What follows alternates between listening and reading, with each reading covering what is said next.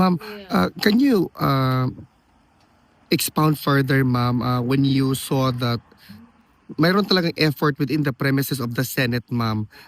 All efforts are aimed at ensuring that Senator Bato will be surrendered and will be brought before the ICC under their custody.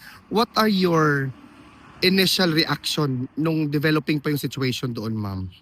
Sinasabi ko naman nung una pag tinanong ako sa ICC warrant, sabi ko nga hindi pwede yan.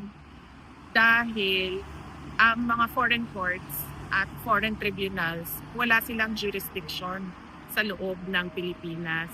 Kaya wala ding visa lahat ng mga issuances ng foreign courts at foreign tribunals sa Pilipinas.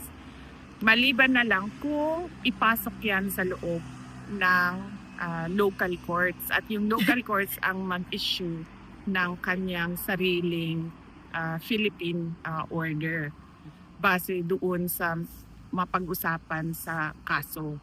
Yun ang dapat na proseso.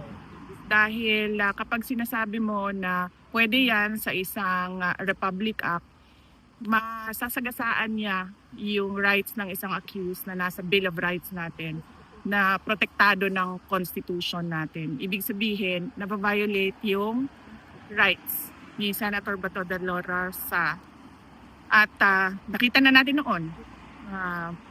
Kaya nga, 'di ba, nung nangyari yung pagkidnap kay dating Pangulong Rodrigo Duterte, sa paningin ng buong mundo, ang tawag nila doon ay extraordinary rendition. Hindi yon surrender. Kasi sa pilitan mong kinuha yung isang tao sa bayan niya at dinala mo sa ibang bayan. Kaya yun yung opinion at paningin ng buong mundo sa nangyari noon. Ganyan din yung sinusubukan nilang gawin ngayon kay Senator Bato de la Rosa. At hindi nga yan. Hindi siya pwede. Dahil meron tayong constitution na sinusunod. Lahat naman sila nagsasabi, di ba, na para tayo sa constitution. Pero kapag ang administrasyon na ang gumalaw, wala nang constitution, wala nang patas, puro na lang pang-aabuso, pananakot at dahas.